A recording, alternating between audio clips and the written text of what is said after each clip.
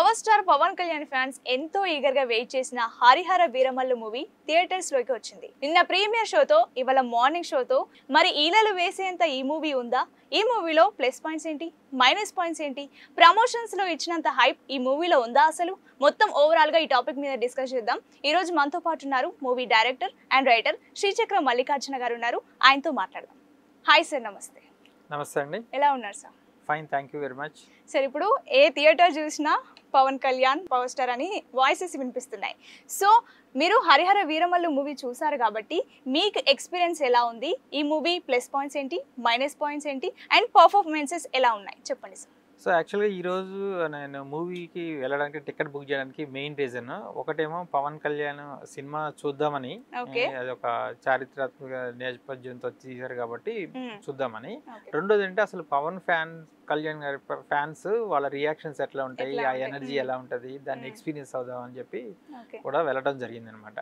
So బాబులకే బాబు, పవన్ కళ్యాణ్ బాబు అని చెప్పి అక్కడ థియేటర్ లో విపరీతంగా మూవీ షో స్టార్ట్ అయ్యే ముందు ఆ ఎనర్జీ లెవెల్స్ కానీ అవన్నీ. ఓకే, మనం మూవీ గురించి మాట్లాడుకుంటే పవన్ కళ్యాణ్ గారు లాస్ట్ మూవీ తర్వాత ఒక గ్యాప్ తోటి పొలిటికల్ గా బిజీ ఉండడం కారణంగా వచ్చిన సినిమా ఇది. ఒక ఎఫెక్షన్, ఒక పవన్ కళ్యాణ్ ఆరాధించే వాళ్ళు కానీ, లేకపోతే పవన్ కళ్యాణ్ స్క్రీన్ మీద చూడాలనుకున్న వాళ్ళు కానీ వాళ్ళకి ఇది ఒక పండగ. ఓకే, సో అట్లాగే దానికి తగ్గట్టుగానే ఏంటంటే ఆ పవన్ కళ్యాణ్ గారి ప్రెజెన్స్, డైలాగ్ డెలివరీ, పర్ఫార్మెన్సెస్ అవన్నీ కూడా చాలా బాగున్నాయి. ఓకే అండి. సో ఫీల్ అంటే మూవీ నాకు ఎట్లా అనిపించింది అంటే నాకైతే మిక్స్డ్ ఫీలింగ్ వచ్చింది. ఓకే, సో మిక్స్డ్ ఫీలింగ్ లో పాజిటివ్ పాయింట్స్ ఏమున్నాయి, అలాగే టెక్నికల్ గా మిస్టేక్స్ ఉన్న కారణంగా ఏమున్నాయి అన్నది ఒకసారి డిస్కస్ చేద్దాం. సో ఇది మనకి ఫస్ట్ మనం ఒకసారి హరిహర వీరమల్లు ఎవరు, దాని స్టోరీ ఏంటి అనేది కనుక తీసుకుంటే మన హిస్టారికల్ది కాబట్టి అందులో వీళ్ళు ఏ ఎలిమెంట్స్ తీసుకొని ఈ ఫిల్మ్ మేకింగ్ చేశారన్నది ఒక ఇంపార్టెంట్ పాయింట్. సో ముందే రాసేసారు ఇదంతా కల్పితం, పాత్రలు కల్పితం, ఇవన్నీ మెన్షన్ చేశారు. దాని తగ్గట్టుగానే మనకి తెలుస్తూ ఉంటుంది, అన్నీ కూడా కల్పితంగా చేసినట్టుగానే తెలుస్తూ ఉంటుంది. బట్ జస్ట్ ఆ హిస్టారికల్ బ్యాక్ డ్రాప్ తీసుకున్నారనమాట. అది 350 years బ్యాక్, ఆల్మోస్ట్ 1650 టైంలో నేపథ్యంలో తీసిన కథ అనమాట. సో ఇది ఆ టైంలో ఏంటంటే మొఘల్స్ రూలింగ్ చేస్తున్నారు. ఔరంగజేబు అక్కడ ఢిల్లీ నుంచి రూల్ చేస్తుంది. ఇక మిగతా వాళ్ళందరూ సామంత రాజులుగా అతని అండర్లో చేయటం. అది ఎన్విరాన్మెంట్ అంతా అప్పుడు ఆ టైంలో ఎలా ఉంటుంది అంటే అయితే ముస్లింగా కన్వర్షన్ అవ్వాలి, లేదా శిస్తు కట్టాలి. శిస్తులు కూడా కొంచెం భారీగా పన్నులు కట్టాలి, అవి కూడా కొంచెం భారీగా ఉంటాయి అన్నమాట. సో ఇప్పుడు ఏంటంటే అక్కడ ఒక పక్కనేమో హిందువులుగా, ఇది హిందూ దేశము, హిందువులు మారడానికి చాలా ఇబ్బంది పడతారు, మారకపోతే ప్రాణాలు పోతూ ఉంటాయి. లేదా శిస్తులు కట్టాలి, శిస్తులు పంటలు పండితే పర్వాలేదు, ఒకసారి వర్షాలు పడవు, వాళ్ళ పరిస్థితే బాగోదు. సో అట్లాంటప్పుడు వాళ్ళ దౌర్జన్యాలు, హింస ఇవన్నీ కనిపిస్తుంటాయి. సో ఈ టైంలో ఫోకస్ వచ్చి ఎక్కువగా మనకి ఏంటంటే మన దగ్గర కొల్లూరు ప్లేస్లో ఏంటంటే డైమండ్స్ బయటపడుతుండేవి, సెర్చ్ చేస్తారు. మనకి ఇప్పుడు హైదరాబాద్ తీసుకున్నారు కూడా నిజాము. మెయిన్ ఎందుకు హైదరాబాద్ డెవలప్ కావడానికి కారణం ఏంటంటే మనకి డైమండ్స్ ఇక్కడ నుంచి ఇంటర్నేషనల్ మార్కెట్స్కి వెళ్తుంటాయి. సో ఆ ధనం ఎక్కువ ఉండటం కారణంగా మనకి ఇక్కడ కొంచెం ఇన్ఫ్రాస్ట్రక్చర్ డెవలప్ కావడానికి స్కోప్ దొరికింది. ఓకే, సో ఇప్పుడు అంటే ఏంటి, ఈ డైమండ్స్ సెర్చ్ చేయాలంటే ఖచ్చితంగా అక్కడ మ్యాన్ పవర్ కావాలి. సో ఆ మ్యాన్ పవర్ డిప్లాయ్ చేసి సెర్చ్ చేస్తూ ఉంటారు. ఓకే అండి, అక్కడ సెర్చ్ చేసే దగ్గర వీళ్ళందరూ కూడా కూలీలు పనిచేస్తారు కదా, వాళ్ళ పని ఏంటి, కేవలం వెతకాలి. డైమండ్ దొరికిందా వాడికి ఒక ట్రీట్మెంట్, డైమండ్ దొరకలేదా మట్టే ఉందంటే వాటికి ఒక ట్రీట్మెంట్. అట్లా మనుషుల్ని ట్రీట్ చేస్తుండేవాళ్ళు, ఇట్లా ఒక హింసలాగా. ఆ డైమండ్ ఏంటంటే ఒక కర్పూరం ముద్దలాగా ఉంటుంది, మనకి ప్యూర్ డైమండ్ లాగా ఉండదు. దాని తర్వాత ప్రాసెస్ చేస్తే అవుతుంది. ఓకే. సో ఈ ఇక్కడ మన పవన్ కళ్యాణ్ పాత్ర ఏంటంటే ఆయన హరిహర వీరమల్లు పాత్ర ఏంటంటే వీళ్ళ కష్టాన్ని దోచుకుంటున్నారు. ఇది సామంతరాజులు కానీ అక్కడ ఉండే మధ్యలో వర్తకులు కానీ వీళ్ళు. సో ఈయన ఏం చేస్తాడంటే వాళ్ళ దగ్గర దొంగతనం చేసి వీళ్ళ దగ్గర పని చేస్తారు కదా, పని చేయించుకున్నవి ఆయన దొంగతనం చేసి మళ్ళీ ఆ డైమండ్స్ని అమ్మి ఆ డబ్బుల్ని మళ్ళీ ప్రజలకి ఇస్తూ ఉంటాడు. సో ఇతను ఒక మంచి దొంగ, వీరమల్లు. బట్ వాళ్ళ దృష్టిలో ఏంటంటే పరిపాలకుల దృష్టిలో ఇతను దొంగ. ఇతన్ని ఒక దొంగలాగా చిత్రీకరించి అట్లా ఆ నేపథ్యంలో ఆ బ్యాక్ డ్రాప్ లో వెళ్తూ ఉంటది. సో ఇతను సామర్థ్యాలు ఎలా గుర్తించడం జరుగుతుంది అంటే ఇతను వీరుడు, ఇతను ఒక్కడే సింగిల్ గా వస్తాడు, ఎంతమందినా సరే ఎదిరిస్తాడు. వాళ్ళేమో సైన్యం ఉండాలి, ఇవన్నీ ఉండాలి. సో ఎంతమంది వచ్చారంటే ఒకడే వచ్చాడు, ఒకడే ఎంతమందిని కొట్టేశాడు, ఒకడే చంపేశాడు అనగానే వాళ్ళకి మైండ్ బ్లో అవుతుంటది. సో ఈ సినిమా ఏంటంటే ఈ సినిమా ఎవరైనా చూడాలంటే ఫస్ట్ మెంటల్గా ఫిక్స్ కావాల్సింది ఏంటంటే ఇది హిస్టారికల్ బ్యాక్ డ్రాప్ సినిమా అన్నది సెకండరీ, ఇది ఫస్ట్ యాక్షన్ ఫిల్మ్ అని డిసైడ్ చేయాలి. అంటే మాట్లాడితే ఫైట్ వస్తూ ఉంటుంది, డిఫరెంట్ యాక్షన్ సీన్స్ వస్తుంటాయి అనమాట. అంటే కొద్దిసేపు అయ్యింది అంటే మళ్ళీ ఇంకో ఫైట్, మళ్ళీ కొద్దిసేపు అయింది అంటే మళ్ళీ ఇంకో ఫైట్. ఇట్లా ఒక యాక్షన్ ఫిల్మ్ ఎలా ఉంటుంది, ఒక జాకీ చాన్ ఫిల్మో లేకపోతే బ్రూస్ లీ సినిమాలో ఎలా ఫైట్స్ వస్తూ ఉంటాయో అట్లా రకరకాలుగా యుద్ధాలు వస్తూ ఉంటాయి అనమాట. ఒక కుస్తీ పోటీ దగ్గర అని, లేకపోతే బరిసెలతో ఫైట్ అని, ఇలా ఒక డిఫరెంట్ సిచ్యువేషన్స్లో ఒక సిచ్యువేషన్ క్రియేట్ అవుతూ ఉంటుంది, ఫైట్ సిచ్యువేషన్ క్రియేట్ అవుతూ ఉంటుంది, ఫైట్. ఓకే, అలా ఈ బ్యాక్ డ్రాప్ లో వెళ్తూ ఉంటది. ఇంకా పవన్ కళ్యాణ్ గారు డైలాగ్ చెప్పినప్పుడు కానీ, ఒక స్టాన్స్ తీసుకొని ఫోజ్ పెట్టినప్పుడు కానీ, రియాక్ట్ అవుతున్నప్పుడు కానీ, ఇంకా విజిల్స్ గోల పవన్ కళ్యాణ్ ఫ్యాన్స్ వాళ్ళు ఎంజాయ్ చేసే పరిస్థితి ఉంటుంది. At same time interval bang కూడా చాలా బాగుంటుంది. ఓకే, బాబీ డియోల్ ఔరంగజేబుగా అదరగొట్టాడు. అతని ప్రజెన్స్ కానీ, వచ్చే విధానం కానీ. అంతకుముందు నేను చావా కూడా చూశాను, అందులో కూడా తను ఔరంగజేబు రోల్ బాగా ప్లే చేశాడు, ఇందులో కూడా ఇతను కూడా బాగా ప్లే చేశాడు. అంటే వాళ్ళు ఔరంగజేబుగా Bollywood actors perfect set. Okay అండి. సో ఇలా ఉంది దీంట్లో మనకి.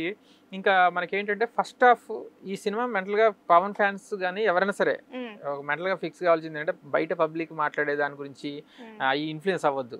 ఫస్ట్ ఏంటంటే సినిమా చూస్తున్నాం మనము, నేను పవన్ కళ్యాణ్ కోసం చూస్తున్నాను అని ఫిక్స్ అవ్వాలి. రెండోది ఇది యాక్షన్ ఫిల్మ్ అని ఫిక్స్ కావాలి. ఏదో హిస్టరీలో మనకి ఏదో తెలిసిపోతుంది, మనం జ్ఞానం అది అంతా కూడా కల్పితం అనమాట. సినిమా అట్లా ముందుకి వెళ్తూ ఉంటుంది. ఇప్పుడు మనకి ఆర్టిస్టుల దగ్గరికి వచ్చేటప్పటికి పవన్ కళ్యాణ్ సైడ్ నిధి అగర్వాల్ హీరోయిన్, ఆమె స్క్రీన్ ప్రెజెన్స్ బాగుంది, బ్యూటిఫుల్ గా అనిపించింది. బయట మామూలు కనిపించే దానికన్నా కూడా స్క్రీన్ మీద బాగుంది. ఆమె పాత్ర వచ్చి దేవదాసి పాత్ర. ఓకే, సో నెక్స్ట్ మన రఘుబాబు ఉన్నారు, అలాగే సునీల్ ఉన్నారు, దెన్ సుబ్బరాజు, తర్వాత నాజర్. సో వీళ్ళందరూ కూడా పవన్ కళ్యాణ్ వైపు ఉంటుంటారు. మిగతాది అంతా మొఘల్స్, ముస్లిమ్స్, దాని గురించి ఈ హిందూ ధర్మం మీద అటాక్స్ కావటము, కన్వర్షన్ దగ్గర హింసలు, పవన్ కళ్యాణ్ వెళ్ళి కాపాడటము, కొన్ని చోట్ల ఏమో కాపాడలేని పరిస్థితి, ఇలాంటివన్నీ నేపథ్యంలో జరుగుతూ ఉంటుంది అనమాట సినిమా. ఓకే, దీనికి బ్యాక్గ్రౌండ్ స్కోర్ వచ్చి ఎంఎం కీరవాణి గారు. ఓకే, ఎంఎం కీరవాణి గారు బ్యాక్గ్రౌండ్ స్కోర్ నాకు ఎలా అనిపించిందంటే, ఏవైతే ఇంతకుముందు తను బాహుబలి ఇట్లా హిస్టారికల్ బ్యాక్ డ్రాప్ తోటి కొట్టినప్పుడు కన్నా కూడా ఒక యూత్ఫుల్గా కొట్టినట్టుగా అనిపించింది. అంటే హెవీ బ్యాక్గ్రౌండ్ స్కోర్ ఉంది, అంటే పవన్ కళ్యాణ్ ఫ్యాన్స్ని ప్లీజ్ చేయాలి, వాళ్ళని పెప్పు తెప్పించాలి అని కొట్టినట్టుగా అనిపించింది. అంటే వాళ్ళు ఊగిపోయేటట్టు. అట్లా వచ్చింది. ఓకే. బట్ యాక్చువల్గా ఏంటంటే సబ్జెక్ట్కి రెస్పెక్ట్ ఇస్తూ ఎక్కడైతే సైలెన్స్ మెయింటైన్ చేయాలో అట్లాంటివి ఏం లేదు, కంటిన్యూస్గా హైలో కొట్టేసేసారనమాట. ఓకే. అది ఎంఎం కిరణ్ గారు బ్యాక్గ్రౌండ్ స్కోర్ లాగా అనిపించలేదు నాకు అది. సో అది కొంచెం మిక్సింగ్ దగ్గర జాగ్రత్త పడి ఉంటే ఇంకా బాగుండేది. But however it's okay. But కొంత ఆ ఆస్కార్ కొట్టిన పర్సన్ ఎలా ఎందుకు చేశారు అని అనిపించింది నాకైతే. Okay. So next coming to film making. ఇది ఏంటంటే ఈ డైరెక్షన్ జాగల్మూడి క్రిష్ ఇన్వాల్వ్ అయ్యారు. First setup, pre production works అందులో అన్నిట్లో కూడా ఉన్నట్టున్నారు. కొంత పార్ట్ కూడా ఏమైనా షూట్ చేసినట్టున్నారు. ఆయన పేరు కూడా రాశారు. సో సెకండ్ డే వచ్చి మన కృష్ణ అని వాళ్ళ జ్యోతి కృష్ణ, తను వాళ్ళ సన్, అది ఏఎం రత్నం గారి సన్, ఆయన డైరెక్షన్. బట్ నాకేమనిపించింది అంటే దీన్ని తీసుకుని వెళ్ళిపోయి సినిమాని తీసుకుని వెళ్ళి స్టంట్ మాస్టర్కి ఇచ్చారు అనిపించింది. అంటే ఫైట్స్ ఎక్కువ, యాక్షన్ సీన్స్ ఎక్కువ, సినిమా తక్కువ, కంటెంట్ తక్కువ. సో ఇప్పుడు ఎన్ని ఫైట్లను చూస్తాం, ఆ మూమెంట్ అది వచ్చి ఆ యాక్షన్ సీన్ పడితే ఓకే, మనం విజిల్స్ వేస్తాము, మళ్ళీ కొద్దిసేపు మళ్ళీ ఫైట్, మళ్ళీ కొద్దిసేపు మళ్ళీ ఫైట్. ఈ దీనికి అది మనకేమనిపిస్తుంది అంటే ఆ ఎమోషన్ అది కనెక్ట్ అయ్యి ఉండదు. ఆ స్టోరీ లాగా ఉంటే మనకి ఇష్టపడరు. సో కొన్ని మూమెంట్స్ ఇందులో ఒకటి ప్లస్ పాయింట్ ఏంటంటే సిచ్యువేషన్స్ అన్నీ కూడా కొన్ని కొత్తవి ఉన్నాయన్నమాట, ఇన్సిడెంట్స్. ఆ కొత్త ఇన్సిడెంట్స్ని ఎక్స్పీరియన్స్ కావడం కోసం వెళ్ళొచ్చు. ఇంటర్వెల్ బ్యాంగ్ చాలా బాగుంది. సో ఇంటర్వెల్ బ్యాంగ్ కోసము, పవన్ కళ్యాణ్ గారి పర్ఫార్మెన్స్ కోసము చూడొచ్చు. అట్లాగే ఏంటంటే మనకి ఇప్పుడు ఖుషీ టైంలో పవన్ కళ్యాణ్ కామెడీ చేస్తూ చేసేది లాంటివి కూడా ఇందులో కూడా ఒక 2-3 ఇన్సిడెంట్లు పెట్టారు. అవి హుందాగా అవి కూడా బాగా అనిపించాయి. బట్ ఏంటంటే మనకి పవన్ కళ్యాణ్ ఏంటంటే యాజ్ అన్ ఆర్టిస్ట్ లో ఒక ఆర్టిస్ట్గా ఒక పాత్రలోకి వెళ్తున్నప్పుడు ఒకటి ఉంటుంది. ఎట్లా అంటే ఒక ఫ్రీడమ్ ఉండి పర్ఫార్మెన్స్ కనిపిస్తుంటుంది. ఇక్కడ ఏమైపోయిందంటే ఈయన ఒక నాయకుడు ఇది వచ్చేసింది పవన్ కళ్యాణ్ బయట. ఆ బాడీ లాంగ్వేజ్ మనకి ఇది ఒక నేతగా లేకపోతే ఒక ఏజ్ వచ్చిన person, matured person body language ఎట్లా ఉంటుందో ఆ బాడీ లాంగ్వేజ్ ఇక్కడ రిఫ్లెక్ట్ అయిపోయింది అనమాట. సో మనకేంటంటే పవన్ కళ్యాణ్ని యంగ్స్టర్ గాను లేకపోతే ఒక ఎట్లా ఏమంటారు సినిమా హీరోగా ఒక లవ్లీగా యాక్టివ్గా అది కాకుండా మెచ్యూర్డ్ ఫీలింగ్ వచ్చేసి మనకేంటంటే పవన్ కళ్యాణ్ కనిపించేస్తున్నాడు. ఈజ్ నాట్ హరిహర వీరమల్లు కనిపించట్లా, పవన్ కళ్యాణ్ కనిపిస్తున్నాడు అనమాట. సో అదొకటి వాళ్ళు జాగ్రత్త పడాల్సింది. ఇంకా చేసేది ఏం లేదు, ఆయన ఇచ్చిందే 2 hours వచ్చి చేస్తున్నారు. అది కూడా వాళ్ళకి ఫిల్మ్ మేకర్స్కి ఛాలెంజ్. సో కన్సిడరింగ్ దట్ పాజిటివ్గా కానీ హ్యాపీ కానీ అరే బాగుంది అన్నది మాత్రం ఫస్ట్ హాఫ్. సెకండ్ హాఫ్ దగ్గరికి వచ్చేటప్పటికి మనం ఆల్మోస్ట్ జరుగుతూ ఉంటుంది, వదిలేసినట్టుగా అనిపిస్తుంది. క్లైమాక్స్ని ఒక డిఫరెంట్గా డిజైన్ చేశారు. ఇప్పటి వరకు ఏ సినిమాల్లోనూ అట్లాంటిది ఫార్మాట్ కానీ అట్లాంటిది ఉండదన్నమాట. సో ఆ క్లైమాక్స్ ఏమైంది అలా డిజైన్ చేయడానికి కారణము, ఈ సినిమాకి మెయిన్ ఎఫెక్ట్ అయింది ఏంటంటే క్లైమాక్స్. ఆ క్లైమాక్స్ ఏంటంటే క్లైమాక్స్ కానీ పోస్ట్ క్లైమాక్స్ కానీ అదేంటంటే మనం రెగ్యులర్ సినిమాలో వచ్చిన కిక్ తోటి బయటకు రావడం జరుగుతుంది. ఇదేమైందంటే సెకండ్ హాఫ్కి ఇంటర్వెల్ బ్యాంగ్ లాగా అయింది. అంటే ఇప్పుడు ఈ సినిమాని మీరు జడ్జ్ చేయాలి అంటే మీరు సెకండ్ హాఫ్ చూసిన తర్వాత జడ్జ్ చేయాలి అన్న టైప్లో అయిపోయింది. Got it. సో అక్కడ వాళ్ళు కొంచెం ఇంకా బాగా డిజైన్ చేసి దీనికి మన క్లైమాక్స్ పోస్ట్ క్లైమాక్స్ని కిక్ ఇచ్చి ఆడియన్స్ బయటికి వెళ్ళేలాగా ఉంటే వర్డిక్ట్ ఒకలాగా వస్తుంది. కానీ వాళ్ళు డిజైన్ చేసుకున్న దాంట్లో మనకి సెకండ్ హాఫ్ ఉంది కదా, ఇది ఒక బ్రేక్, ఇక్కడి నుంచి మనం తీసుకెళ్దామని అట్లా డిజైన్ చేశారు. అదేంటంటే ఒక డల్నెస్ తోటి మనము ఒక డిస్సాటిస్ఫాక్షన్ తోటి బయటకు వచ్చేలాగా అనిపించింది అనమాట. ఓకే. ఇది నా కేవలం నా ఒపీనియనే. బట్ నేనైతే సజెస్ట్ చేసేది ఏంటంటే ఫస్ట్ హాఫ్ కోసము వెళ్ళాలి. సిచ్యువేషన్స్ కొన్ని కొత్త కొత్తవి డిజైన్ చేశారు, వాటిని ఎక్స్పీరియన్స్ కావటం కూడా వెళ్ళాలి. ఒక పిల్లలు వెళ్ళాలనుకోండి, పవన్ కళ్యాణ్ తోడేళ్లతోటి ఇంటరాక్ట్ అవుతాడు, తోడేళ్లతోటి ఫన్ చేస్తాడు, అది వెరీ అన్ఎక్స్పెక్టెడ్, అది కూడా బాగుంది. ఓకే, అలాగే వీరోచితంగా ఉండటము, అది డిజైన్ చేసిన విధానము, పులిని కూడా కంట్రోల్ చేస్తాడు, ఇట్లాంటి సీన్స్ ఉన్నాయన్నమాట. అంటే అక్కడ ఆయన పర్ఫార్మెన్స్ చాలా బాగుంది, ఆ సిచ్యువేషన్ కూడా బాగుంది. ఇంకా కొన్ని డ్రాబ్యాక్స్ చెప్పుకుంటే ఎట్లా అంటే ఆ గ్రాఫిక్స్ తెలిసిపోతుంది అనమాట. ఆ గ్రాఫిక్స్ మనకి ఎలా అంటే బాహుబలిలో రాజమౌళి గారు కాన్సన్ట్రేట్ చేసి చేసుకున్నట్లుగా అంత క్వాలిటీ లేవు. ఇది గ్రాఫిక్స్ అని తెలుస్తుంది. మనం ఒక సీరియస్ సీన్ ఉందనుకోండి, ఆ గుర్రాల మీద వస్తున్నారు అంటే అవి ఏదో ఊతున్నట్టు అనిపిస్తుంది, వెనకాల ఏదో సెటప్ చేసినట్టు అనిపిస్తుంది. అసలు ఫస్ట్ సీన్ అయితే అసలు గుర్రం మీద పవన్ కళ్యాణ్ వెళ్తుంటాడు, అందరు సైలెంట్గా ఉన్నారు, ఫ్యాన్స్ అందరు విజిల్స్ వేయట్లేదు, ఏం లేదు. కారణం ఏంటంటే వెళ్తున్న వ్యక్తి పవన్ కళ్యాణ్ కాదు, అది గుర్రం కాదు, వాళ్ళకి కిక్ రాట్లా.